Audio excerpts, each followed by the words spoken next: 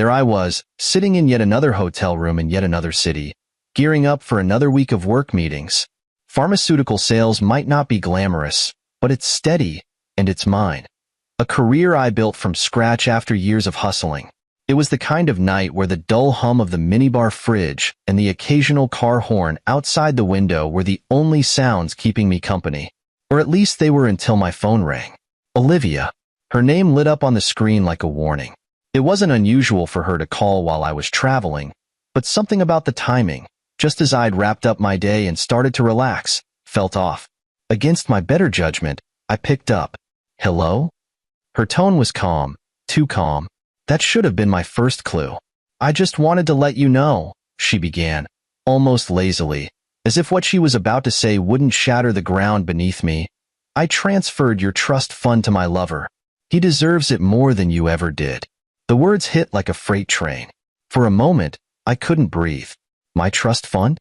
The one my mother had worked herself to the bone to leave me? It was more than money. It was her legacy. My legacy. And Olivia had handed it over to someone else, someone she had the audacity to call her lover. The betrayal was suffocating, like trying to swim with lead weights strapped to my chest. But instead of exploding, I leaned back in my chair, gripping the armrests until my knuckles turned white. I closed my eyes and forced myself to take a deep breath. Thanks for letting me know, I said, my voice steady, calm even. I could almost hear her confusion through the line. That wasn't the reaction she'd been expecting. She wanted rage, accusations, maybe even desperation. Instead, I gave her silence. It was a weapon she didn't know how to counter. You don't have anything to say, she pushed, her voice a little sharper now. Maybe she thought I hadn't understood. Maybe she thought I was too shocked to process her words. She was wrong. I understood perfectly, and I was already thinking several steps ahead. No, I said, keeping my tone flat, emotionless. You've made your choice. I'll make mine. She laughed, an ugly sound, bitter and mocking. You're so predictable, Nathan. Always so calm, so collected. You'll forgive me, won't you? You'll just roll over and let this slide like you always do. She was wrong about me, but I didn't feel the need to correct her. Instead, I let the silence stretch, heavy and suffocating, until she finally hung up. When the call ended, I set my phone down carefully, deliberately. My hands were steady now. The anger, the shock, it was still there, but I wasn't going to let it control me. That was her game, not mine. I stared out the window, the Minneapolis skyline sparkling in the night. For years, I'd ignored the red flags, the subtle manipulations, the cracks in our marriage that had been widening ever since my mother's death. Olivia's disdain for the trust fund had always been clear, though she disguised it as concern. It's not fair, she'd say. Why should you have all that when we could use it for the family? But now, her mask had slipped completely. This wasn't about fairness or family. It was about control, about taking what wasn't hers to take. And she thought she'd won. That was her biggest mistake. The truth was, I'd seen this coming. Maybe not the betrayal in this exact form, but something like it. Olivia was always looking for an angle, a way to twist situations to her advantage. That's why, months ago, I'd taken steps to protect the trust fund. I hadn't told her, of course. Letting her think she had the upper hand was part of the plan. I leaned forward, my fingers brushing against the small photo I always kept in my wallet. My mother, Margaret, smiling proudly at my college graduation. She'd built her consulting business from nothing, weathering hardships I could barely imagine to ensure my future was secure. She hadn't just left me money, she'd left me a legacy, and I wasn't about to let Olivia, or anyone else, destroy that. I picked up my phone again, this time to call Mr. Peterson, my mother's lawyer. It rang twice before he answered, his voice steady and familiar. Nathan, he said, I've been expecting your call. She made her move, I replied. It's time to make mine. And just like that, the calm I'd projected wasn't just a facade anymore. It was real. Olivia thought she'd won. But when she saw what I had planned, she'd realized the game had only just begun. It wasn't always like this. Olivia and I used to have something real, or at least I thought we did.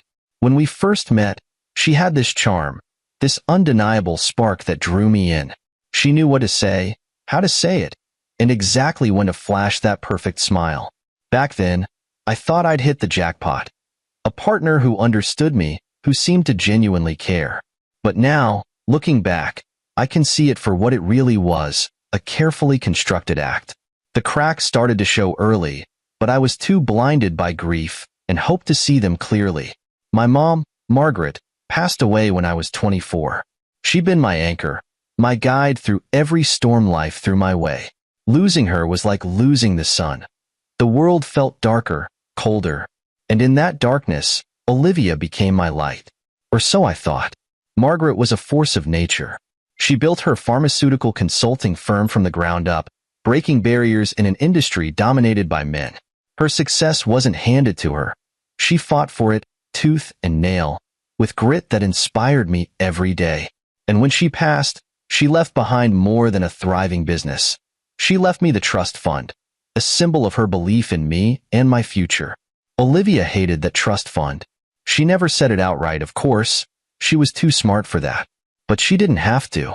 The snide comments, the subtle digs, the way she always managed to bring it up during arguments.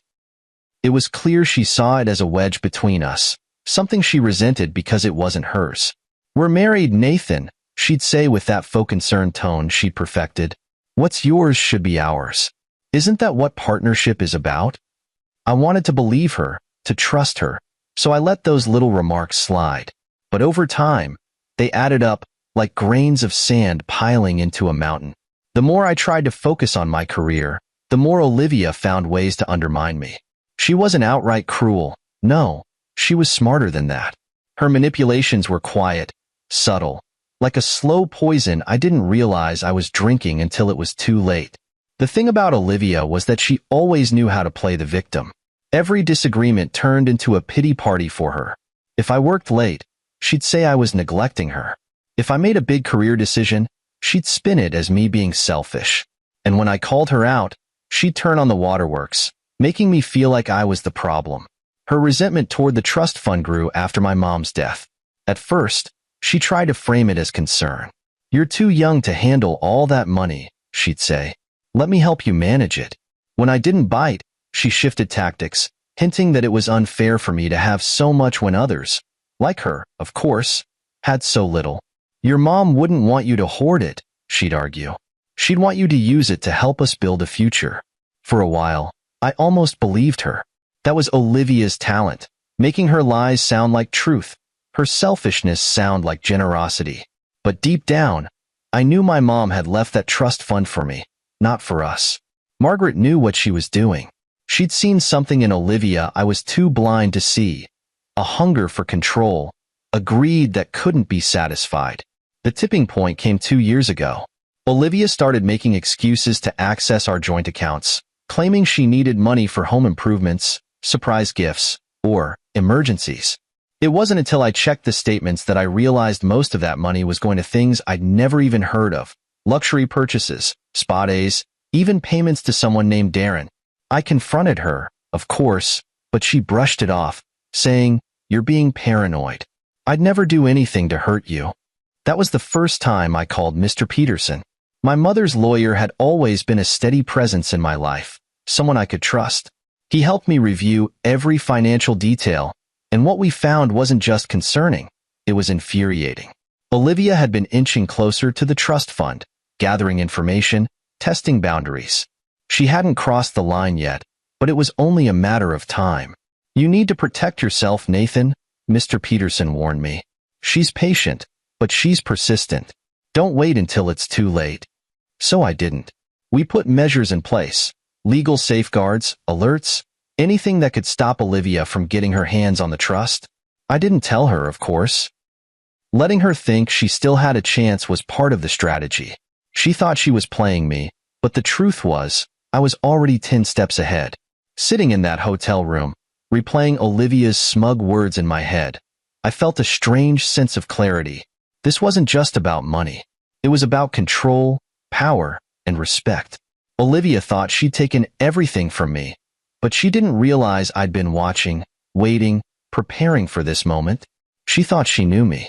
She thought I'd roll over, like I always had before. But this time, I wasn't going to be the predictable husband. This time, I was going to show her exactly what I'd learned from Margaret, how to fight for what's mine and win. Olivia always underestimated me. That was her greatest weakness. For years, she thought I was just a workaholic husband too preoccupied with my career to notice her schemes. She thought her manipulations were too subtle for me to pick up on. And to be fair, for a while, she was right. But people like Olivia always overplay their hand eventually, and by the time they do, it's usually too late to stop the fallout.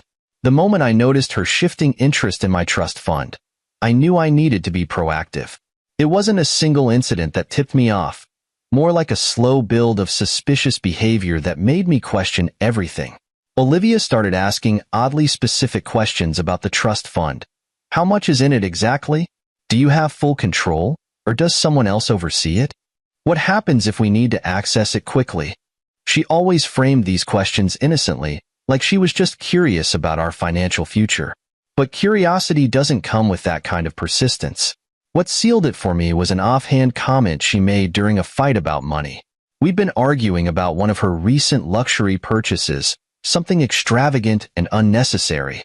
She had snapped at me, "Well, if you weren't so stingy with that trust fund, maybe we wouldn't have to argue about every little thing." It was the way she said it, casual, almost rehearsed, that set off alarms in my head. That wasn't frustration talking. That was calculation slipping through her mask.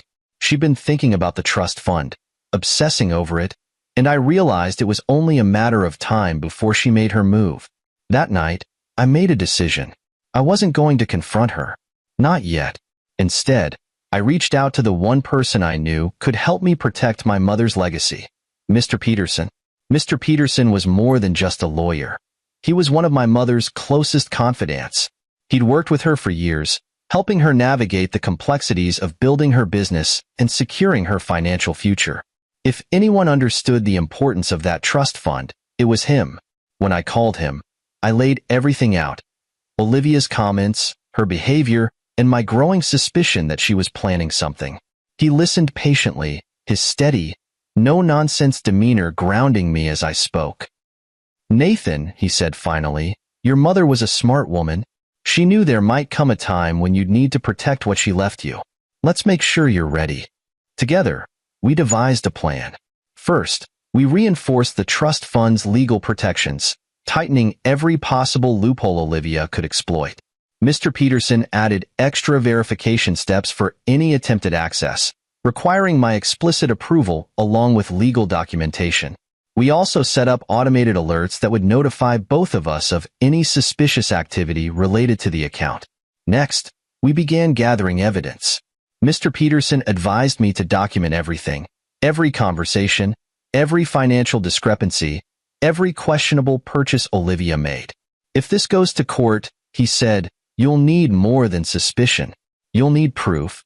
I started keeping a detailed log, noting every instance where Olivia tried to bring up the trust fund or question my finances.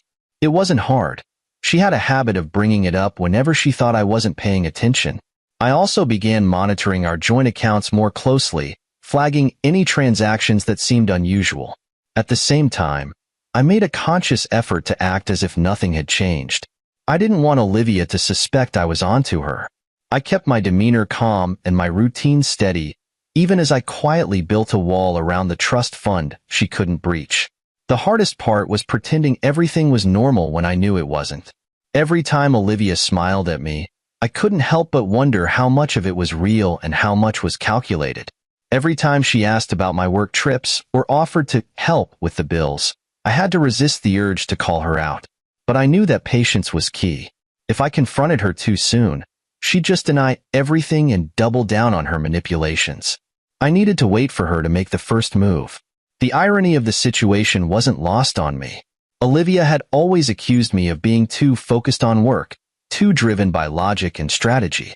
What she didn't realize was that those same qualities made me dangerous when I had something to fight for.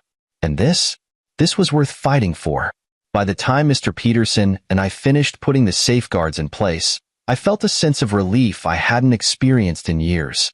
For the first time since my mother's death, I felt like I was truly honoring her legacy. The trust fund wasn't just money. It was everything she'd worked for, everything she'd wanted me to have. Letting Olivia take that away would have been a betrayal not just of my mother, but of myself.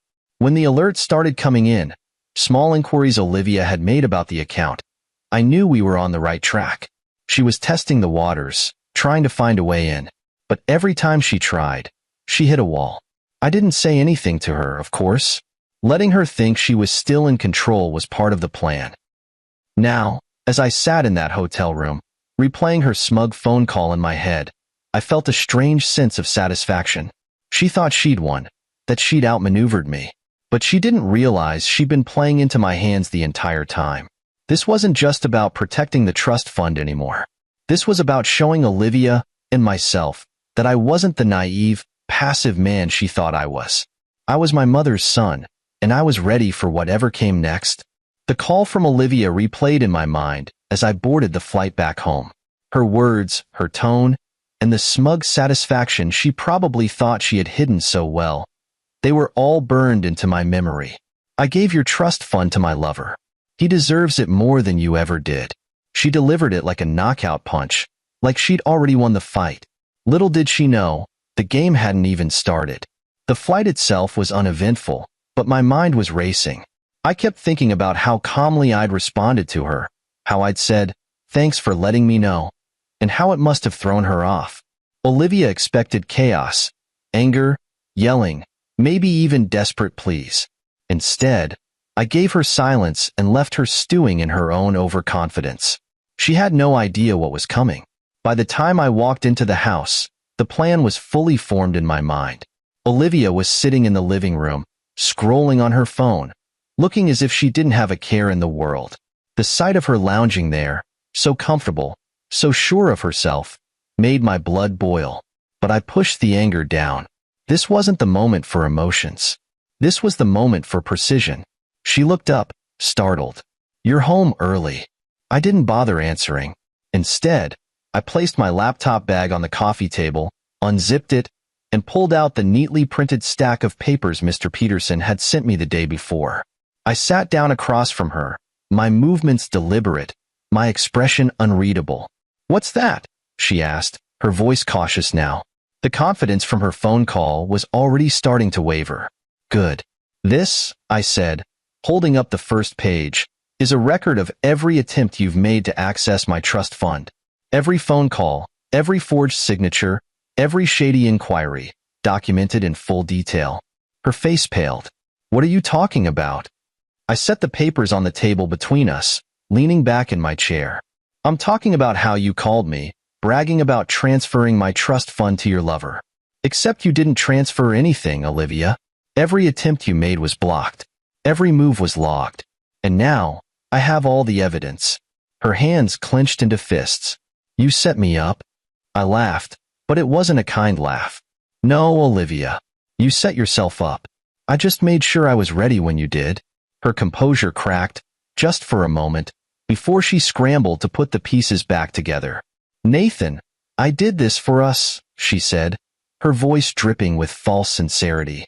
"You've been so focused on your career, so distant. I just wanted to make sure we had a secure future." I leaned forward, resting my elbows on my knees. "A secure future? By giving my trust fund to your lover?" I let the words hang in the air, watching as she squirmed. "You can stop lying, Olivia. The bank alerted me to your attempts months ago. Mr. Peterson and I have been tracking your every move. You didn't even come close." Her jaw tightened. "You're overreacting. It's just money, Nathan." "No, Olivia," I said, my voice hard. "It's not just money. It's my mother's legacy. It's everything she worked for, everything she wanted me to have. And you tried to steal it." She stood up, pacing the room now, her desperation bubbling to the surface. "You don't understand. I had to do it." She stopped herself, realizing she'd said too much. "He who?" I asked, though I already knew the answer. She didn't respond, but the guilt on her face was answer enough. Her lover, the one she'd given everything up for, wasn't here to defend her, probably because he thought he'd already won. The realization hit me like a wave of satisfaction. They'd both underestimated me, and now they were scrambling to pick up the pieces. "There's one more thing," I said, standing and picking up the papers. "Mr. Peterson has already filed a fraud report with the bank. The authorities will be contacting you soon." Her head snapped toward me. "You wouldn't." "Wouldn't I?" I said, my voice cold. "You didn't just try to steal from me, Olivia. You forged documents. You lied to the bank. You thought you could take what wasn't yours, and now you're going to face the consequences." For the first time since I'd walked in, Olivia looked genuinely afraid. "Nathan, please. We can fix this." She reached for my arm, but I stepped back, out of her reach. "We're beyond fixing this," I said. "You made your choice, Olivia. Now, I'm making mine." The room was silent as I gathered my things. I could feel her eyes on me, but I didn't look back. I didn't need to. This wasn't just about punishing her. It was about reclaiming control. For years, I'd let Olivia manipulate me, guilt me, and chip away at the life I'd built. But not anymore. As I walked out the door, I felt a strange sense of clarity. Olivia thought she could take everything from me, but all she'd done was expose her own greed and arrogance. The trust fund was safe, my mother's legacy intact. And Olivia? She'd made her move, and she'd lost. The game was over, and I had won. When I left the house that evening, Olivia didn't follow. She stayed in the living room, her face pale and her hands trembling, as though she were trying to piece together what had just happened. I didn't need to see her reaction to know what she was feeling.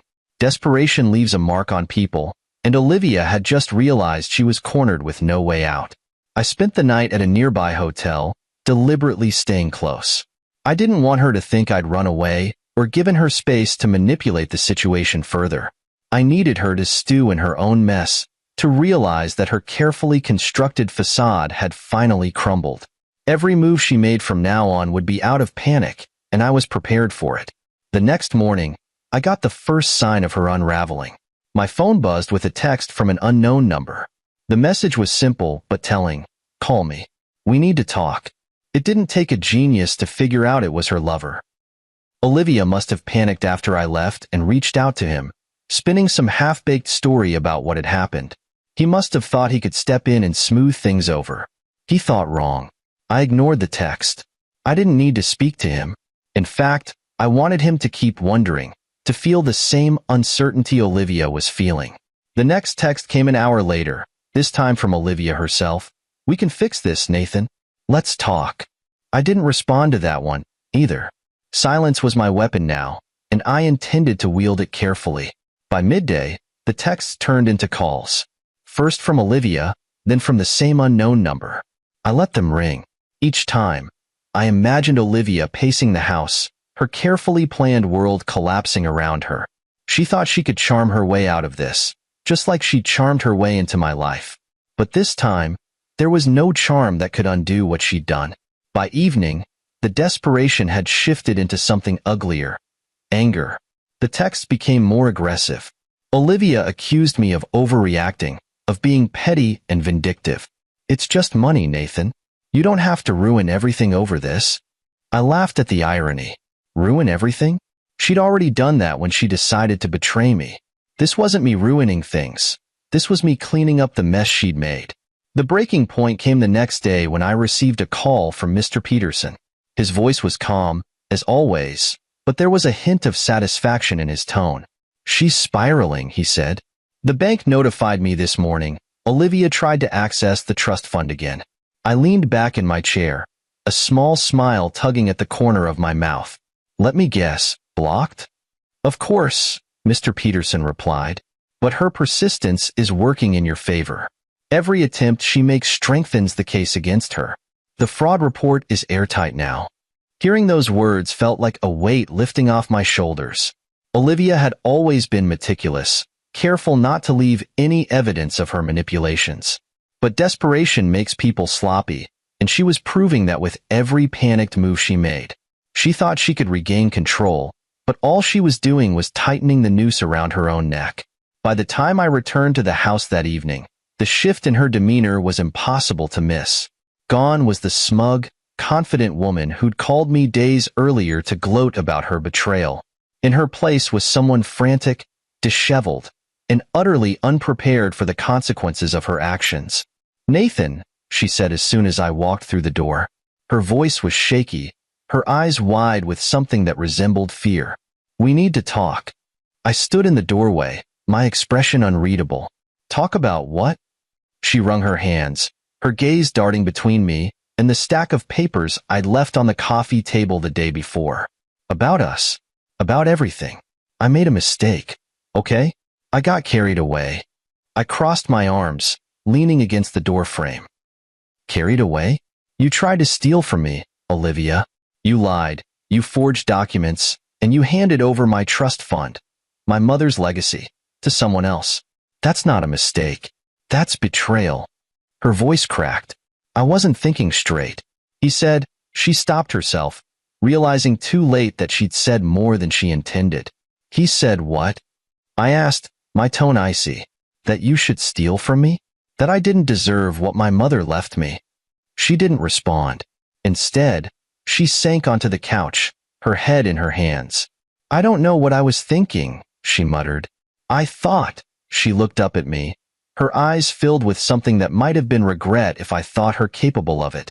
"I thought he cared about me." "And now?" I asked, my voice hard. "Does he still care now that he knows there's nothing to gain?" Her silence was answer enough. I nodded, pushing off the doorframe and walking into the living room. "Here's the thing, Olivia. You've spent years trying to convince me that I wasn't enough, that I was too focused on work, too blind to see what was happening right in front of me. But you were wrong. I saw everything. I knew this moment was coming, and I was ready for it." Her face crumpled. "Nathan, please. Don't do this." "It's already done," I said, my voice calm and final. "You made your choice, Olivia. Now, you get to live with the consequences." I turned and walked out of the room, leaving her to sit with the weight of her actions. For the first time in years, I felt like I was finally in control, not just of the trust fund, but of my life. Olivia thought she could take everything from me, but she'd underestimated one crucial thing. I was prepared for this. And now, she had nothing. The house was unnervingly quiet after I left Olivia in the living room. Normally, I would have expected some sort of retaliation, yelling, crying, throwing accusations my way. But this time, there was nothing. It was as if she'd burned through her last bit of fight and was left with nothing but silence. I could almost feel the gears in her head turning, frantically trying to salvage the pieces of a game she thought she'd already won. It didn't take long for her desperation to seep through. By the next morning, I started receiving calls from Olivia's lover, Darren, as I'd come to learn through the evidence Mr. Peterson had gathered. His number flashed on my phone repeatedly, the calls relentless. I ignored every single one. Darren was a nobody to me, and his opinions, threats, or excuses carried about as much weight as Olivia's hollow apologies. Whatever deal they'd struck, it was crumbling, and I wasn't about to waste my energy listening to him beg for a lifeline. Olivia tried a different tactic. She left me a voicemail, her tone carefully measured, a stark contrast to her earlier arrogance. "Nathan, I know things have been tense between us, but we can still work this out. I made mistakes, big ones, but we're married. That has to mean something, doesn't it? Please call me back. Let's talk." It was almost laughable. The arrogance and entitlement that had defined her for so long had been replaced by something I didn't expect: panic. Not the kind of panic that comes from regret, but the kind that bubbles up when someone realizes their safety net has been ripped away. I didn't call her back. Instead, I went about my day as usual. I worked, ate, and even managed to enjoy a moment of peace knowing that, for the first time in years, I had control over my life again. Olivia's manipulations no longer held power over me, and that knowledge was as liberating as it was empowering. By the third day, desperation turned into anger. Olivia was unraveling faster than I expected, and her texts became more erratic. "You're being cruel, Nathan. We're supposed to be a team," followed by, "I made a mistake, but you're blowing this out of proportion." And then, as if she couldn't decide whether to beg or lash out, "You've always been selfish. No wonder I went looking for someone who actually cares about me." I read each message without reacting, letting her spiral further. She didn't know how to handle my silence. She was used to pushing my buttons, provoking me until I reacted. But this time, I was done playing her game. Later that evening, my phone buzzed again. This time with an email notification from Darren. I clicked it out of curiosity, wondering what kind of excuse he'd try to feed me. His message was short and poorly written, full of grammatical errors and a desperate tone that mirrored Olivia's. Nathan, I don't know what she told you, but I had no idea about the trust fund. She said you were fine with it. I'm sorry for any misunderstandings. Can we talk about this like adults? I shook my head, almost pitying the guy. Almost. It was obvious Olivia hadn't told him about the safeguards on the trust fund, or the fact that she hadn't actually succeeded in stealing a single cent. He thought I was a pushover, just like Olivia did. And just like Olivia, he was about to learn how wrong he was. I forwarded the email to Mr. Peterson without a second thought, adding a brief note. Add this to the file. Darren wasn't my problem. He was Olivia's. And by the looks of it, even he was starting to realize she wasn't the prize he thought she was. That night, I finally got what I'd been waiting for. A call from Mr. Peterson. His voice was calm as always, but there was a note of triumph in his tone that I couldn't ignore. Nathan, it's official. The fraud report has been processed, and the bank has flagged Olivia's attempts as criminal activity. I've also submitted everything we have to the authorities. Charges will be filed soon. Hearing those words felt like the final piece of a long, grueling puzzle clicking into place. What happens next? I asked. The authorities will reach out to Olivia directly, he said. They'll likely want to question her about the forged documents and the attempted transfers. Given the strength of the evidence, I doubt this will take long to escalate. I thanked him and hung up, leaning back in my chair with a deep breath. It wasn't over yet, not completely, but the tide had turned. Olivia thought she could manipulate, scheme, and steal without consequence. She thought she could control me, break me, and walk away unscathed. But now, she was starting to realize just how wrong she'd been. The next morning, I heard Olivia's footsteps pacing the living room as I sipped my coffee in the kitchen. She hadn't tried to talk to me since her last failed apology, but the tension in the air was thick. She must have known something was coming. Her lover had stopped calling. Her pleas and accusations had gone unanswered. And now, all she had left was the cold, hard truth of what she'd done. By the time the authorities showed up that afternoon, Olivia's desperation had reached its peak. She begged, she pleaded, and she even tried to blame me, claiming I'd set her up to look like the villain. But the evidence was damning, and her words carried no weight against the mountain of proof Mr. Peterson and I had gathered. As they escorted her out of the house, she turned to me one last time, her eyes wide with panic. Nathan, please, don't let them do this. I met her gaze, my expression cold and unyielding. You did this to yourself, Olivia. Now it's time to face the consequences. And with that, she was gone. The house fell silent again, but this time, the silence felt like freedom. I poured myself another cup of coffee, savoring the quiet and the knowledge that I'd finally taken back control of my life. Olivia thought she'd broken me, but all she'd done was give me the clarity I needed to walk away. Stronger, smarter, and free. The moment Olivia was escorted out of the house, the weight I had been carrying for years lifted. The silence left in her absence wasn't oppressive anymore. It was liberating. For the first time in a long time, I felt like I could breathe. I poured myself another cup of coffee, sat at the kitchen table, and stared at the stack of documents Mr. Peterson had helped me compile. Everything I had done to protect my mother's legacy had paid off, and Olivia had no one to blame but herself. But this wasn't just about protecting the trust fund. It was about reclaiming my life. For years, I had allowed Olivia to manipulate and control me, to twist my emotions into knots until I doubted my own decisions. She had chipped away at my confidence, made me question my worth, and overshadowed the memories of the person I once was, the person my mother had always believed in. That person was back now. The first step in moving forward was filing for divorce.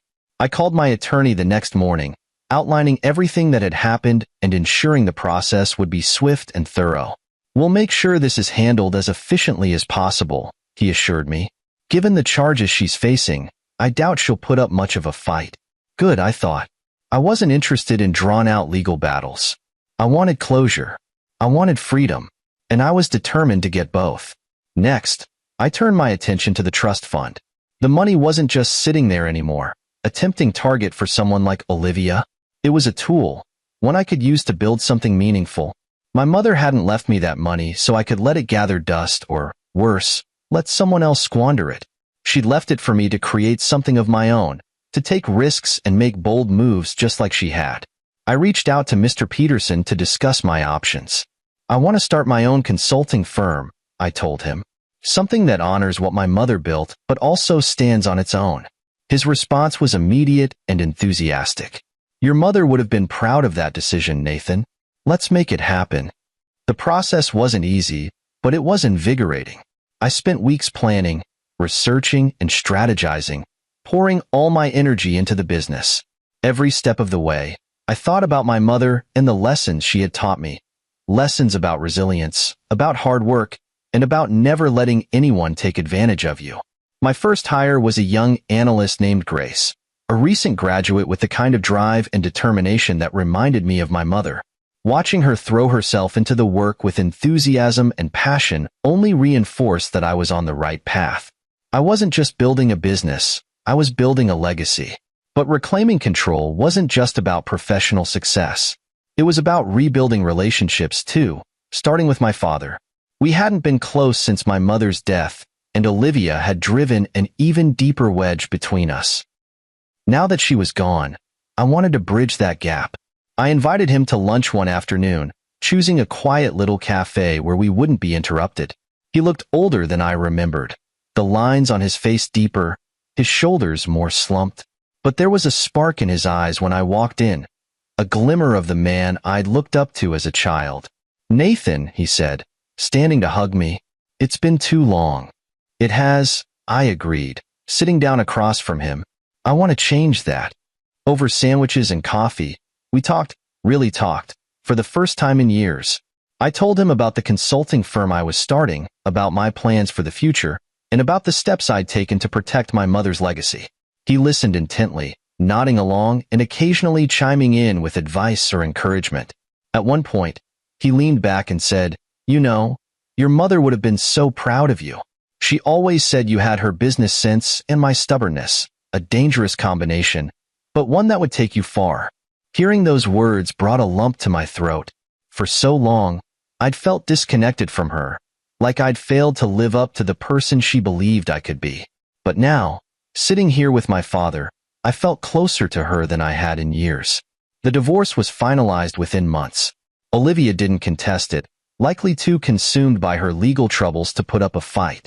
She left the house with little more than her personal belongings, her once perfect life reduced to rubble. I didn't feel pity for her, not really. She'd made her choices, and now she was living with the consequences. That was more mercy than she had ever shown me. With the divorce behind me, I threw myself into building my business. The consulting firm grew quickly, attracting clients who appreciated my direct approach and deep industry knowledge. I assembled a small but dedicated team, each member chosen for their skill and passion. Together, we created something that not only honored my mother's legacy, but also stood as a testament to my own resilience. Through it all, my father became one of my biggest supporters. He started visiting the office regularly, offering advice and sharing stories about my mother that I'd never heard before. Each memory he shared was like a piece of her coming back to me, filling the void she'd left behind. One evening, as we sat in the kitchen over dinner, he looked at me and said, "You've been through a lot, Nathan, more than most people your age. But you didn't just survive, you thrived. Your mother would be so proud." I nodded, swallowing the lump in my throat. "She taught me how to fight for what's mine," I said. "And she taught me that some battles are worth it."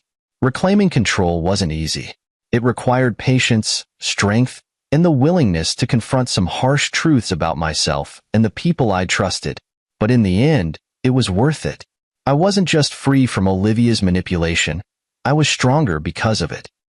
And for the first time in years, I felt like I was finally living the life my mother had always envisioned for me. Olivia's lover, Darren, was the kind of man who thought he had all the answers. That much was clear from the few details I had gathered about him during the fallout. He was confident, arrogant, even, thinking he could waltz into someone else's life, take what didn't belong to him, and walk away unscathed. It must have been easy for him to believe Olivia's promises.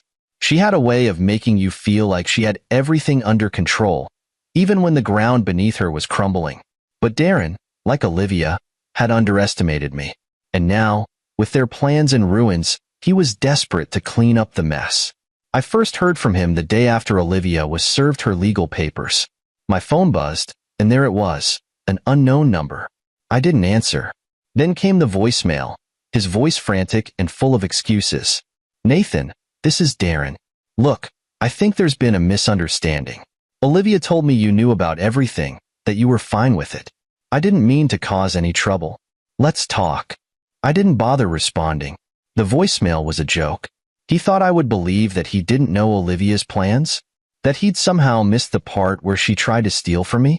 No, Darren wasn't looking for an explanation. He was looking for a way to save himself. The messages kept coming over the next few days. Darren must have realized Olivia had nothing left to offer him, and now he was grasping at straws. Each text and voicemail was more desperate than the last. "Nathan, I didn't know what she was planning. Please, let's work this out." Work this out? I almost laughed every time I read his words. There was nothing to work out. Olivia and Darren had made their choices, and now they were living with the consequences. When the texts failed to get a response, Darren tried a new angle. He emailed me, framing himself as the victim in all of this. The subject line read, "I didn't know." In the body of the email, he wrote, "Nathan, I think you've been misled about what really happened. Olivia made me believe everything was above board. She told me you didn't want the trust fund and that it was better off being used for us. I trusted her. I didn't know she was lying to both of us. I'm truly sorry for any pain this has caused you." The audacity was almost impressive. Darren wanted me to believe he was just as much a victim as I was, that he had been tricked by Olivia's lies. But I wasn't buying it. Darren hadn't been a pawn in Olivia's game. He had been her accomplice. He knew exactly what they were doing and what they were taking from me. His regret now wasn't about guilt. It was about losing the prize he thought he'd won. I forwarded the email to Mr. Peterson, adding a brief note, another one for the file. He responded almost immediately, understood. His involvement could strengthen the case if it goes to court. That gave me a small sense of satisfaction. Darren thought he could escape unscathed, but he didn't realize that his messages were only adding fuel to the fire. Every text, voicemail, and email was evidence. A trail of desperation that painted a clear picture of his complicity. A week later, Darren showed up at my office. I was in the middle of a meeting when my assistant buzzed me. "There's a man here to see you," she said, her tone uncertain. "He says it's urgent." Did he give his name? He said his name is Darren. I paused, considering my options. Part of me wanted to have him escorted out immediately. He had no right to show up here, no right to invade my space after everything he'd done. But another part of me, the part that had learned the value of patience and strategy, saw an opportunity. "Send him in," I said, keeping my voice calm. When Darren walked into my office, I was struck by how ordinary he looked. This was the man Olivia had thrown her life away for? He was tall but unremarkable, his suit wrinkled, his expression a mix of nervousness and defiance. He didn't look like a man who was used to being on the losing end of a deal. "Nathan," he began, his voice carefully measured, as if he thought he could talk his way out of this. "Thanks for seeing me. I just wanted to clear the air." I leaned back in my chair, folding my arms across my chest. "You've got 5 minutes. He shifted uncomfortably, clearly thrown off by my bluntness. "Look, I didn't know Olivia was going to do what she did. She told me you didn't care about the trust fund, that it was just sitting there unused. I thought—" "You thought wrong," I interrupted. "And you're lying." His eyes widened. "I'm not. You knew exactly what she was doing, Darren. You knew she was trying to steal from me, and you went along with it because you thought you'd benefit. Don't stand here and insult my intelligence by pretending otherwise." He opened his mouth to protest, but I held up a hand to stop him. "Here's the thing, Darren. I don't care about your excuses. You and Olivia made your choices, and now you're both dealing with the fallout. So, unless you're here to confess to the authorities, this conversation is over." He stared at me for a moment, his bravado crumbling. Finally, he nodded, muttered something that sounded like an apology, and left. As the door closed behind him, I felt a sense of closure. Darren had shown his true colors, and now he was facing the consequences of aligning himself with Olivia. I forwarded the details of our conversation to Mr. Peterson, ensuring we had every angle covered. Darren's regret was too little, too late. And just like Olivia, he was learning the hard way that betrayal comes with a price. With Olivia and Darren out of my life, I finally had the clarity to reflect on everything that had happened. Their betrayal, while painful, had also been a turning point. A chance for me to reclaim control and honor the values my mother had instilled in me. It wasn't just about the trust fund anymore. It was about understanding who I was, what I stood for, and what I wanted to build moving forward. My first step was rebuilding my relationship with my father. He had been distant after my mother's death, and Olivia had driven an even deeper wedge between us with her manipulations. But now, with her out of the picture, we had the opportunity to reconnect. I invited him to my new office one afternoon, hoping to bridge the gap that had formed over the years. When he walked in, I saw a mix of pride and regret on his face. "You've done well, Nathan," he said, looking around. "This is impressive." "Thanks, Dad," I replied, gesturing for him to sit. "I couldn't have done it without Mom's guidance, and yours." He sat down, his shoulders slumping slightly. "I should have been there for you more, Nathan. After your mother passed, I got so caught up in my own grief that I didn't see what was happening right in front of me." I shook my head. "We both made mistakes, Dad. The important thing is we're here now. We have a chance to move forward."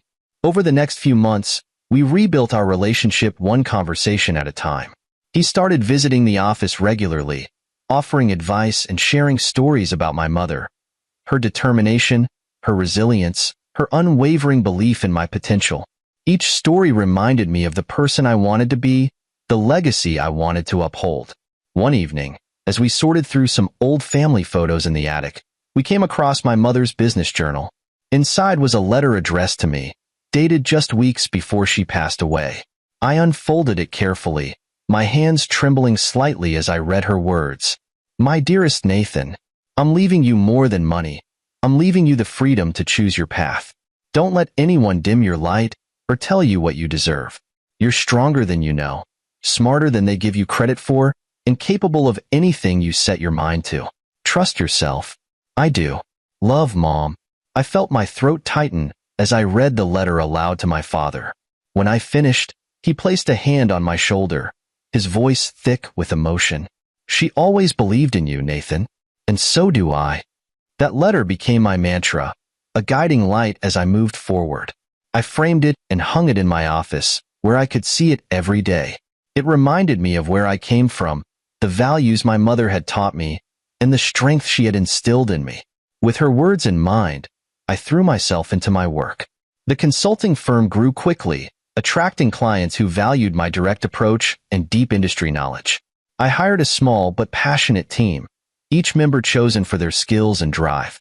Together, we created something that wasn't just successful but meaningful, a business that honored my mother's legacy while forging its own path. My father became a regular presence at the firm, mentoring the younger employees and sharing his decades of experience. He said it gave him a sense of purpose, a way to stay connected to my mother's vision. Watching him thrive in this new role was as rewarding as the success of the business itself. As the years passed, I found myself reflecting on the journey that had brought me here. Olivia and Darren had tried to take everything from me, but their betrayal had only made me stronger. They had underestimated my resilience, my patience, and my ability to fight for what was mine. In trying to tear me down, they had unwittingly given me the tools to rebuild and to rise higher than ever before. 5 years after Olivia's betrayal, I visited my mother's grave with my father. We brought fresh flowers from her favorite garden, a tradition we had started together. As we stood there in the quiet of the cemetery, I shared with him the letter I had framed in my office. "She was always thinking ahead," he said softly, his voice filled with emotion. Even when she was fighting for her own life, she was fighting for yours too. I nodded, feeling the weight of his words settle over me. She taught me everything I needed to know, I said. How to protect what's mine, how to stand strong, and how to build something meaningful. She would be proud of you, Nathan, my father said, placing a hand on my shoulder. And so am I. In that moment, I realized that everything I had endured, the betrayal, the heartbreak, the challenges, had shaped me into the person my mother always knew I could be. I had taken her lessons to heart, turning adversity into strength and creating a legacy that would honor her memory for generations to come. As we left the cemetery that day, I felt a sense of peace I hadn't experienced in years. My mother's legacy wasn't just in the trust fund or the business I had built. It was in the person I had become. And I knew, without a doubt, that she would have been proud.